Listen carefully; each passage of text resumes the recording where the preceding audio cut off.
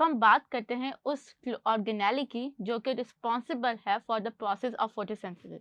उसका नाम है क्लोरोप्लास्ट। ये क्लोरोप्लास्ट इतना ज़रूरी है कि अगर मैं आपकी बॉडी के अंदर भी क्लोरोप्लास्ट इंस्टॉल कर दूं तो आपकी बॉडी भी फोटोसिंथेटिक रिएक्शन स्टार्ट करेगी। अगर हम पौधों को देखें तो हर वो ग्रीन एरिया प्लांट्स का कंसीडर किया जाता है कि आर द रीजन्स और are the sites that have the chloroplast. तो अगर मैं नॉर्मल यंग प्लांट को देखूं तो उसके स्टेम से लेकर उसके लीव्स के अंदर जो है वो हमें क्लोरोप्लास्ट नजर आएगा। इट मीन्स कि वो जो है वो रीजन्स उनके अंदर फोटोसिंथेटिक रिएक्शंस होते हैं। लेकिन आप याद रखेंगे क्लोरोप्लास्ट सबसे ज़्यादा नंबर जो होता है वो लीफ के अंदर पाया जाता है, इसीलिए हम लोग लीव्स को जो है वो मेन साइट्स कहते हैं for the reaction of photosynthesis. Chloroplast की अगर मैं स्ट्रक्चर की बात करूं तो पहले आप लोग देखोगे क्लोरोप्लास्ट डबल मेम्ब्रेन स्ट्रक्चर है। It means that it has outer and inner membrane. उसके अलावा क्लोरोप्लास्ट जो होता है वो डिपेंड करती है, अपने आप को रोटेट करती रहती है इनसाइड द सेल, क्योंकि सेल के अंदर जब साइटोप्लाज्मिक रोटेशन होती है जिसे हम साइटोलिसिस कहते हैं, उस साइक्लोसिस की वजह से जो क्लोरोप्लास्ट होता है वो एक जगह से दूसरी जगह फ्लिप होता रहता है। और समटाइम्स जैसे ही लाइट की इंटेंसिटी कम या ज़्यादा होती है उसका नंबर जो होता है वो भी कम या ज़्यादा होता रहता है। फिर क्लोरोप्लास्ट के अंदर एक और यूनिक कैरेक्टर ये है कि क्लोरोप्लास्ट के पास अपना डीएनए होता है। सो दैट्स वाई जब प्लांट्स के अंदर फोटोसिंथेटिक नीड्स बहुत ज़्यादा हो जाती हैं तो क्लोरोप्लास्ट डिवाइड कर सकता है easily into two without depending on the cell, क्योंकि उसके पास उसका अपना डीएनए है।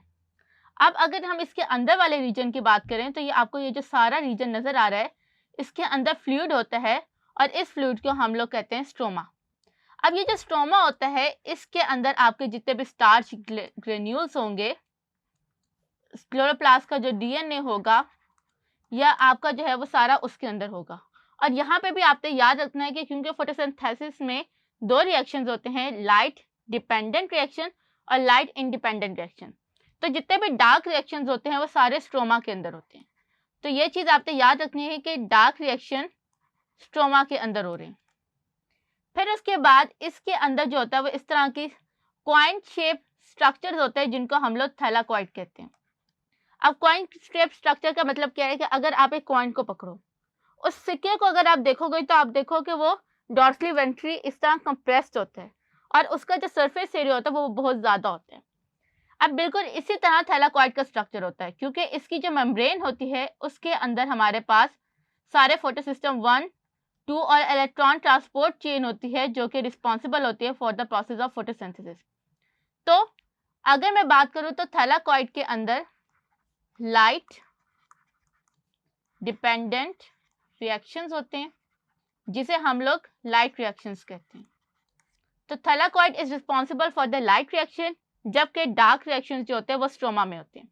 फिर ये थैलाकॉइड एक दूसरे के ऊपर स्टैक होते हैं और स्टैक करने के बाद एक स्ट्रक्चर इस तरह क्रिएट कर देते हैं जिसको हम लोग ग्रैनम कहते हैं।